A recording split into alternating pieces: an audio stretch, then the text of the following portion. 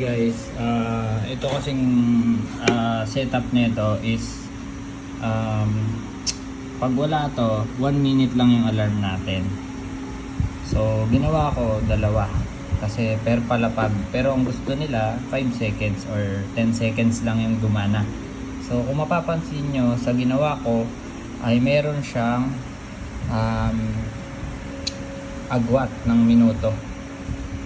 Kayo na bahala kung ilang segundo yan, pero yan yun, 50 seconds yan ang pagkakatansya ko, mga ganon, 55 seconds, mga ganon.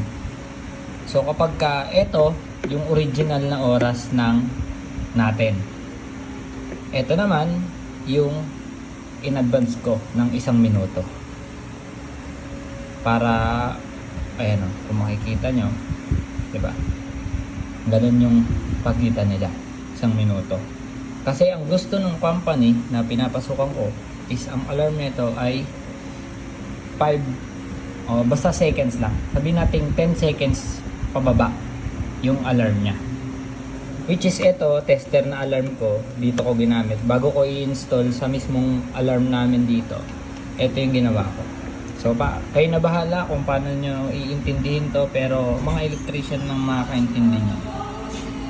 Ayan. Yan sir, sa'yo yan. So, yan. So, bali ang mangyayari dyan, kapag na-trigger ito, tapos ito, advance ng, sabi natin 50 seconds o 55 seconds. So, bali, ito, magiging 10 seconds lang yung tunog nito. Kasi nga, magbabago na to ng minuto, ito, kakapasok nyo pa lang dun sa minuto na dapat mag-a-alarm siya. Ito kasi yung oras natin ngayon, 10 AM, 10:28 AM. Yan talaga yung standard na oras natin sa cellphone, sa orasan, sa mga internet. Yan talaga yon. Yan yung oras natin, no? Ito, advanced to. Kumbaga, para lang magkaroon siya ng 10 seconds, gumawa ako ng gantong study. Kumbaga, ito, trial pa lang to. Pero, mag-work to. Bakit? Una sa lahat, naka-advance to. So, ito yung magiging cut neto. Sana mag-gets nyo, no? Basta ganun siya. Pag ito nag-alarm, dapat mag-a-alarm na. So, yung daloy ng kuryente, dito, pupunta na dito. Ganun yan. Tapos, yung ito, magiging trigger to para dito. Ganun siya. Ayan na, tingnan nyo tingnan nyo to. Medyo mahirap lang. Kasi ito, wala tong seconds guys. Kung mapapansin nyo, hour, minute, tsaka week lang to. So, ang nangyari, marami kaming stock na itong ganito kasi bawat pala pag may ganito. Ang ginawa ko, synchronize yung oras nila. Kaya sabay-sabay talaga sila nag-alarm. Pero ngayon, gagawin natin yung 10 seconds lang siya. So, ito, titignan natin kung gagana yung ginawa ko. Kasi, inaral ko na siya, dinrawing ko muna bago ko i-apply dito. Kung gagana siya, kinumpute ko na rin yung oras, nag-less minus ako ganun. Sinubukan ko advance to ng 10 seconds, mali. Parang ganun lang din, 50 seconds yung tutunog. Gusto nga mangyari is 10 seconds lang to tutunog. So ayan, titignan natin kung mangyayari yung gagawin natin. So, mga electrician, maintindihan nyo yung pinupoint ko sa vlog na to. Sana maintindihan nyo, no? Ayan na. Ayan na. So, bakit hindi siya nag-alarm? Okay, gets. So, kaya hindi pala nag-alarm to, gawa ng ang setup ko pala is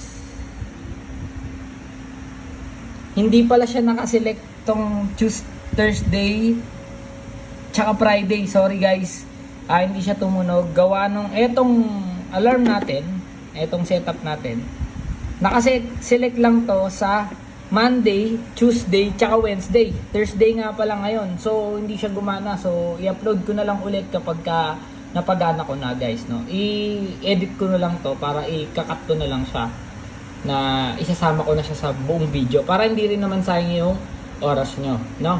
I-set ko lang to ng Thursday, may alarm siya. Pero siguro mga 12 na yung susunod kung makikitang ipapakita sa inyo na video.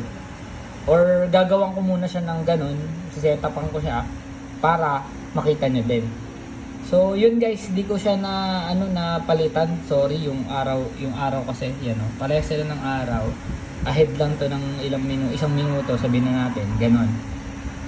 Or 50 seconds ahead to para ma-trigger yung stop niya ng 10 seconds or 5 seconds. Basta mabilis lang kasi yung alarm namin dito sa pinagtatrabahuan ko is mahaba. Parang akala mo may sunog.